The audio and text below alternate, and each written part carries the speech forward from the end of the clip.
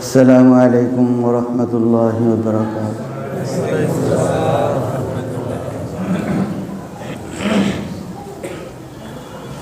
إن الحمد لله نحمده ونستعينه ونستغفره ونؤمن به ونتوكل عليه ونعوذ بالله من شرور أنفسنا ومن سيئات أعمالنا. من يهد الله فلا مضل له ومن يضلل فلا هادي له. ونشهد أن لا إله إلا الله وحده لا شريك له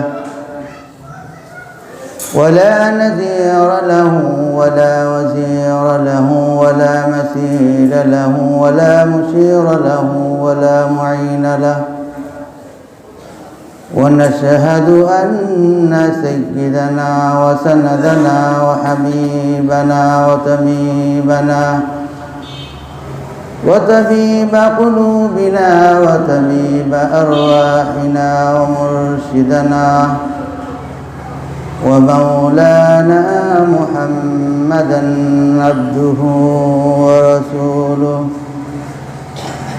الذي أرسله بالحق بشيرا ونذيرا وداعيا إلى الله بإذنه وسراجا وقمرا منيرا. اللهم صل على سيدنا ومولانا محمد في أول كلامنا. اللهم صل على سيدنا ومولانا محمد في أوسط كلامنا. اللهم صل على سيدنا ومولانا محمد في آخر كلامنا. وصلى الله تعالى على خير خلقه محمد وعلى آله وأصحابه أجمعين. أما بعد فأعوذ بالله من الشيطان الرجيم. بسم الله الرحمن الرحيم. فلا وربك لا يؤمنون حتى يحكموك فيما شجر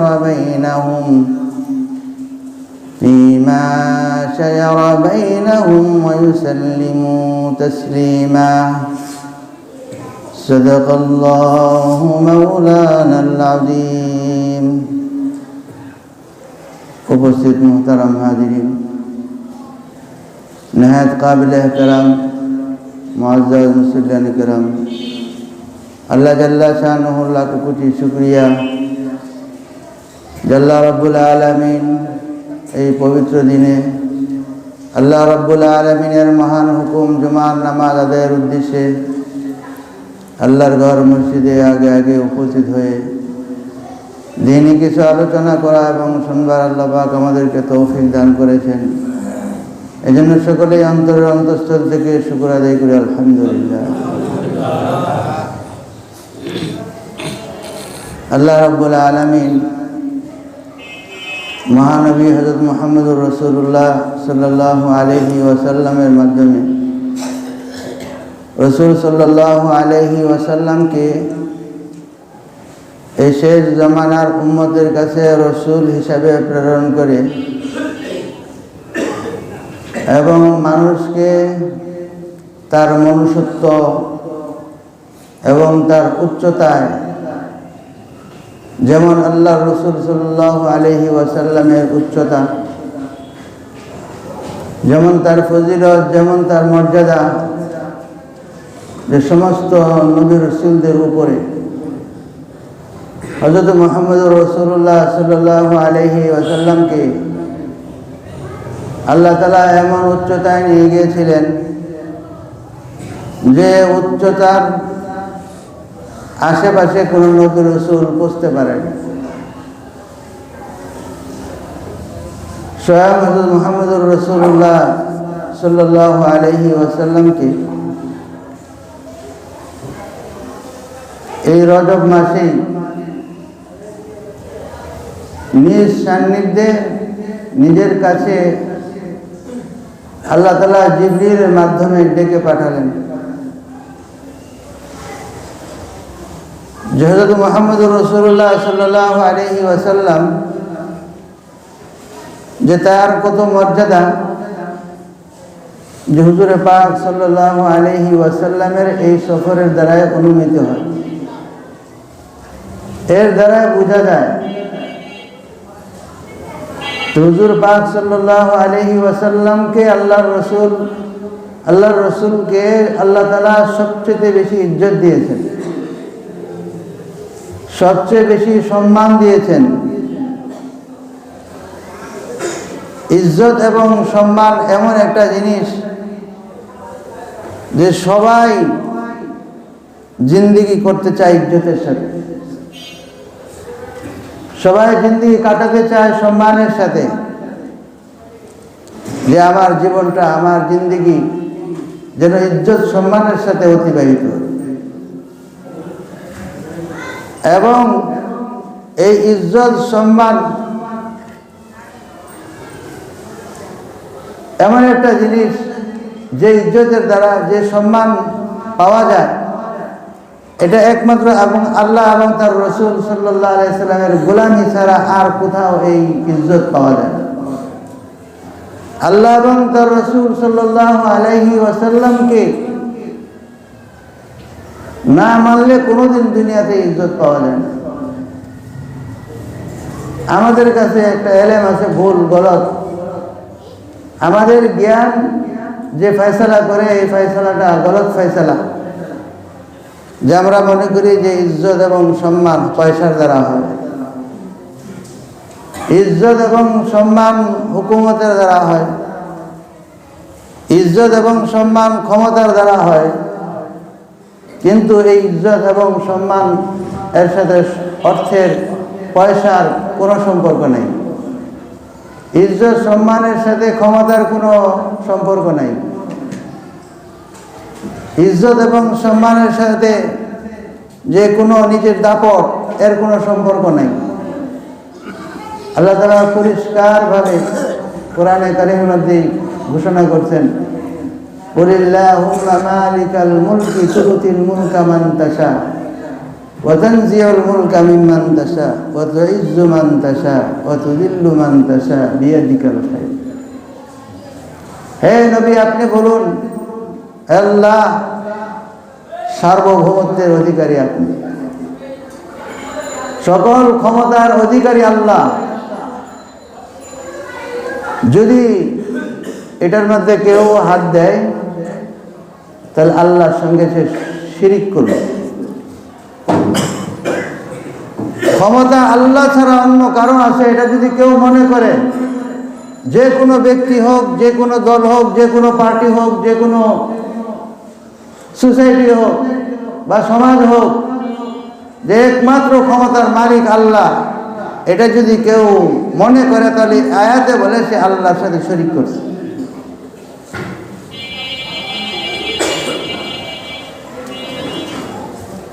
ইজ্জত ওয়া তুইজ্জু মান তাশা ওয়া তুযিল্লু মান তাশা, যে ইজ্জত দেয় আল্লাহ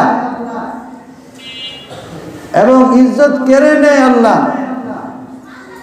রাষ্ট্র ক্ষমতা দেয় আল্লাহ, রাষ্ট্র ক্ষমতা কেড়ে নেন আল্লাহ। এজন্য সবাই আমরা চাই যে আমাদের জীবনটা যেন ইজ্জতের সাথে হয়, ইজ্জতের জিন্দেগি হয়। ইজ্জতের জিন্দেগি হইতে হইলে, ইজ্জতের জিন্দেগি চাইতে হইলে আল্লাহ এবং তার রসুলকে মানা ছাড়া, আল্লাহ এবং রসুলের বিধান ইতাআত করা ছাড়া বিকল্প কোনো রাস্তা নেই।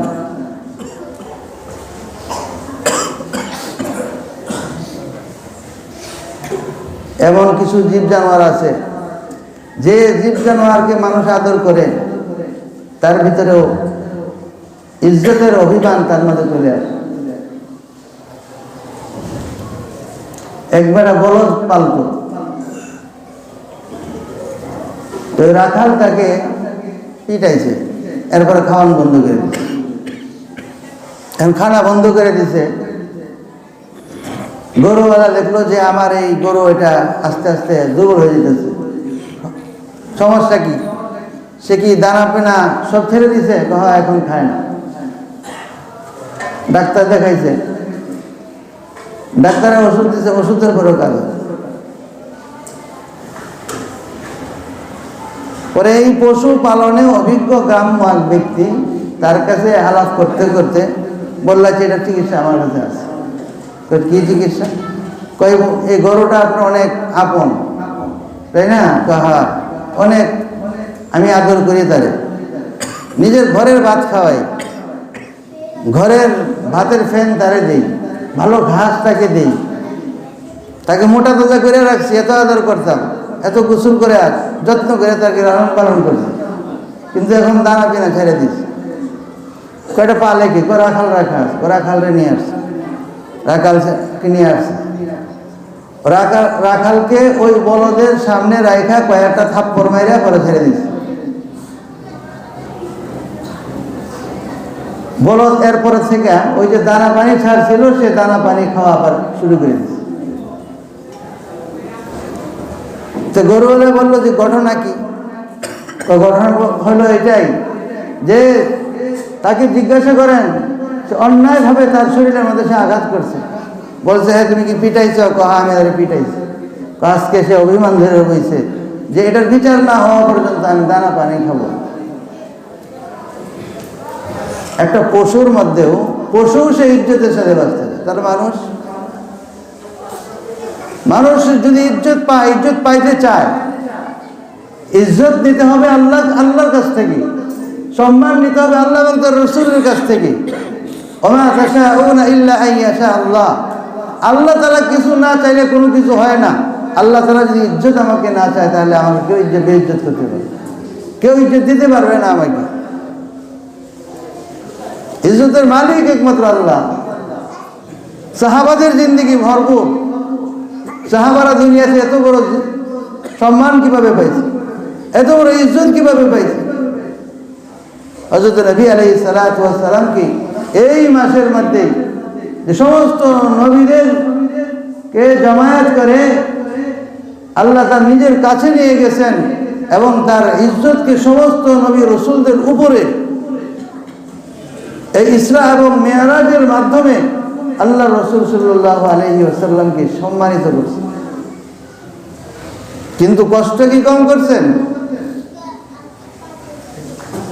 মানুষের অত্যাচার কম সইছেন? হুজুর সাল্লাল্লাহু আলাইহি ওয়াসাল্লাম বলেন যে সমস্ত নবীদেরকে যত কষ্ট দেওয়া হয়েছে, সমস্ত নবীদের কষ্টকে যদি এক করা হয় এর চেয়ে বেশি কষ্ট আমাকে দেওয়া হয়েছে, এর চেয়ে বেশি আমাকে দেওয়া হয়েছে। তায়েফের হৃদয় ভিতরে ঘটনা মশহুর যে কত কষ্ট তাকে সেখানে দেওয়া হয়েছে। গেলম্পট বাচ্চাদেরকে পিছনে লাগাই দিয়েছে, পাথর মারা হয়েছে, শরীর থেকে রক্তে লোহলোহান, এত রক্ত বের হয়েছে যে নিজের শরীরের রক্ত শরীর দিয়ে বইতে বইতে ওই পা পর্যন্ত গেছে, পা থেকে জুতা পর্যন্ত খোলা যায় না, জুতা আটকে গেছে।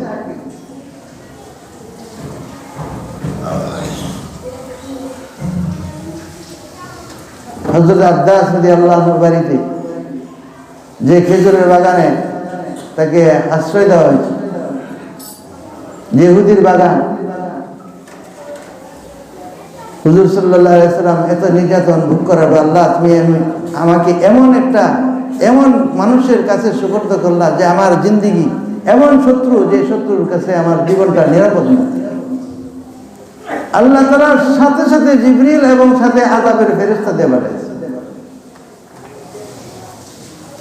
জিবরিল এসে বলতেছে যদি আপনি বলেন তাহলে যে পাহাড় আছে, কারণ তায়েফ শহরটা পুরোটা পাহাড়ের উপরে, এটা পাহাড়, এই পাহাড় তাদেরকে চাপাতে ধ্বংস করে দেবে। আল্লাহ রাসূল সাল্লাল্লাহু আলাইহি ওয়াসাল্লাম বলছেন যে এরা ঈমান না আনলেও এদের বংশধররা ঈমান আনবে। সুবহানাল্লাহ। এত মার খেয়েছে আমার খবর করে দেয় বলে যে এদের বংশধররা ঈমান নিয়ে। প্রতিশোধ নিতে পারতেন না? এটা তো আসমানি শক্তির দ্বারা প্রতিশোধ হইত।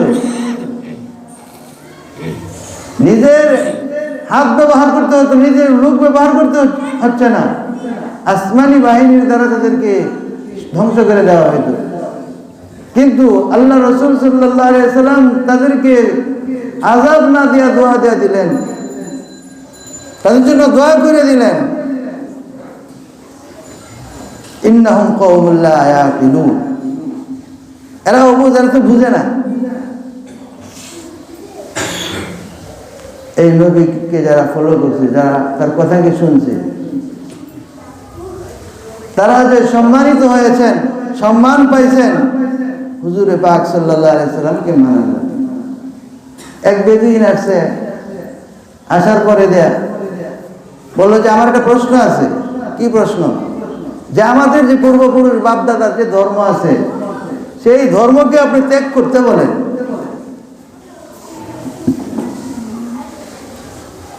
এটা কি সম্ভব আমাদের দ্বারা? 2 নম্বর, আবার মৃত্যুর পরে আবার জীবিত করা হবে, এটা কিভাবে সম্ভব?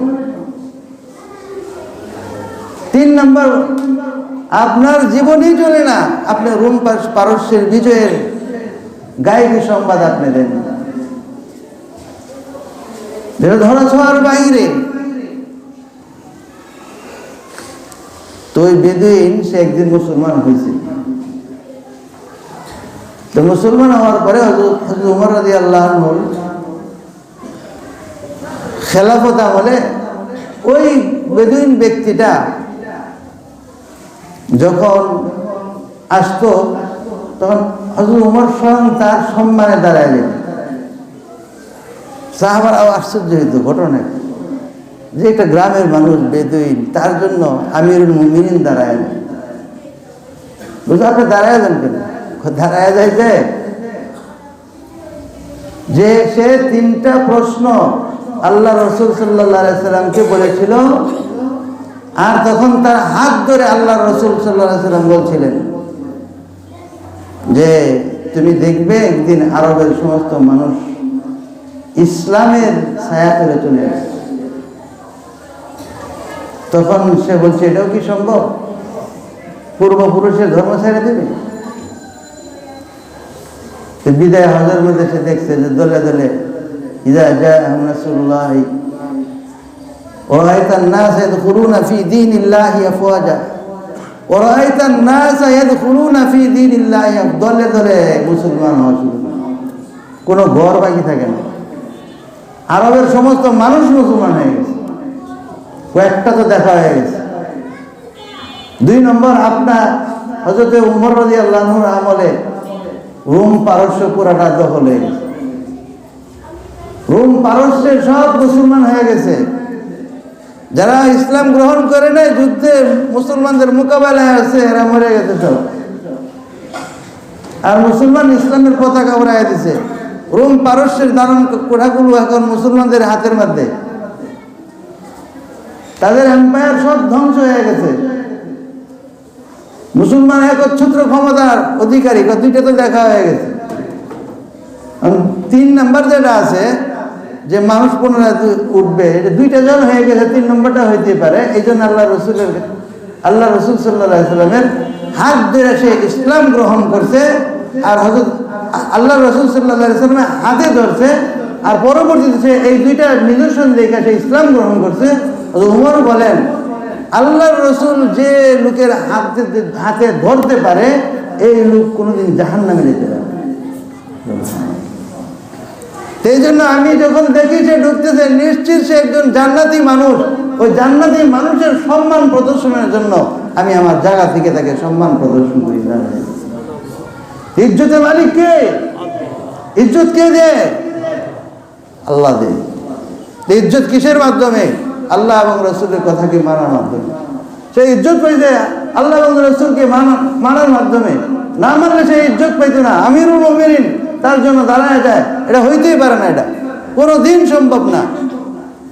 খলিফা হইয়া খলিফাতুল মুসলিমের একজন সাধারণ মানুষের জন্য সে মজলিসে আসতেছে, সামনে আসতেছে, তাকে এজাজ, তার সম্মান প্রতি তার প্রতি সম্মান প্রদর্শন করে নিজে নিজের জায়গা থেকে দাঁড়ায়। ওমা তাশাউনা ইল্লা আইয়াশা আল্লাহ ওয়া তুইজ্জু মান তাশা ওয়া তুযিল্লু মান তাশা। এগুলো পয়সার দ্বারা হয় না, ক্ষমতার দ্বারা হয় না, মুলকের দ্বারা হয় না, আল্লাহ এবং রসুলকে মানার দ্বারা হয়। যখন কেউ আল্লাহ এবং তার রসুলকে মানবে, আল্লাহ তাআলা তার ইজ্জত, তার সম্মান, তার মর্যাদা আল্লাহ তাআলা মানুষের অন্তরের মধ্যে ঢুকিয়ে দেবে। যে আল্লাহকে মানে, রসুলকে মানে, রসুল আল্লাহ এবং রসুলের বিধান হয়ে জীবনযাপন করে, যদি তার কেউ শত্রু হয়েও যায় তাহলে এটা তার কপাল, তার বদনসিব। আবু লাহাব হয়েও ওই বাইতুল্লাহ, আর বাইতুল্লাহ যেখানে আছে ওখানেই তার ঘর, ওই বাইতুল্লাহর মাঝে জন্ম নিয়েও সে আল্লাহ এবং তার রসুলের সে শত্রু এবং জাহান্নামী। কিয়ামত পর্যন্ত তাব্বাত ইয়াদা আবি লাহাব এটা মানুষ পড়তেই থাকবে, সারা জীবন এটা পড়তেই থাকবে, কোনোদিন সে ইজ্জত নেই।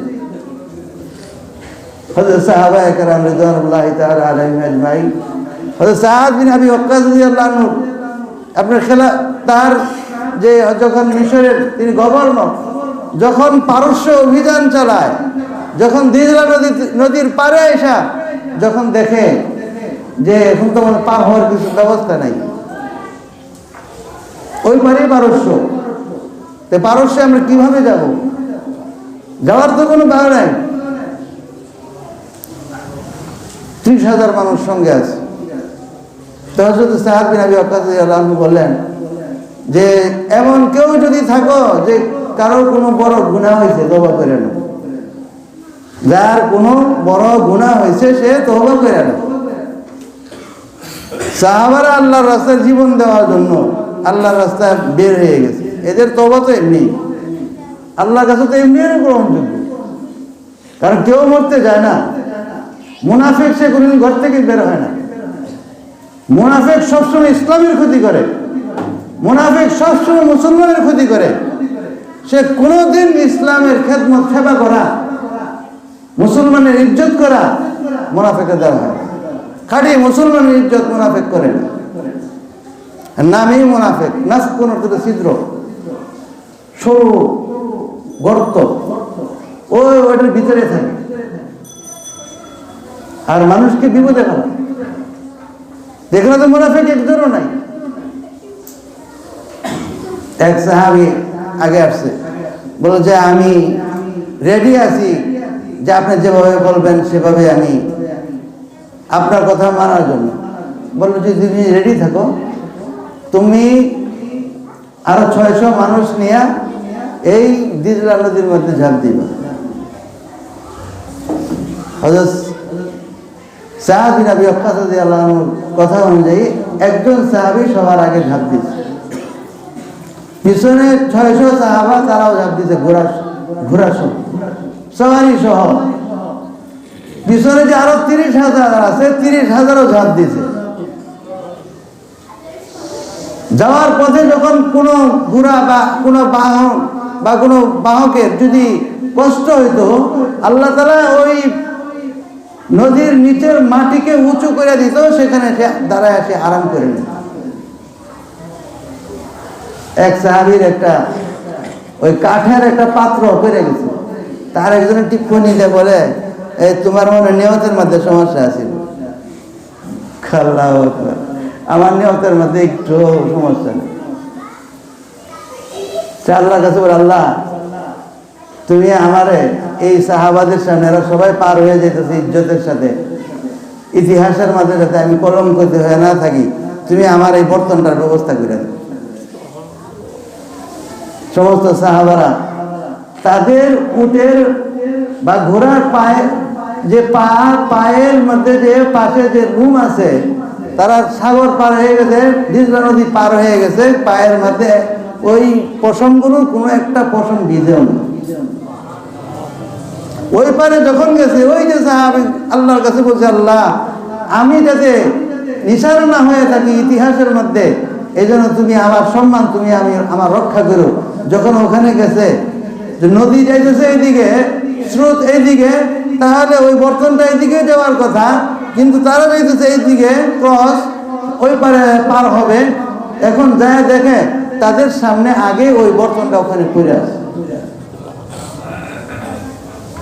ইজ্জতকে যে ইজ্জতকে স্থায়িত্বর মালিককে সারা জীবন ইতিহাসের মধ্যে সম্মানের সাথে স্থায়িত্ব দান করা মালিক আল্লাহ তাআলা, আর কেউ না, আর কেউ করতে পারে না। এই জন্য যে আমরা যদি ইজ্জত চাই, আমরা যদি সম্মান চাই, আমাদের জীবনকে আল্লাহ এবং রসুল সাল্লাল্লাহু আলাইহি সাল্লাম, বিশেষ করে রসুল সাল্লাল্লাহু আলাইহি সাল্লাম, সাহাবায়ে কেরাম, আল্লাহ রসুলের সাহাবাদের সিরতকে লালন করে, ইমানকে মজবুত করে, আমল করে আমাদের সম্মান আমাদের রক্ষা করতে হবে, চলতে হবে।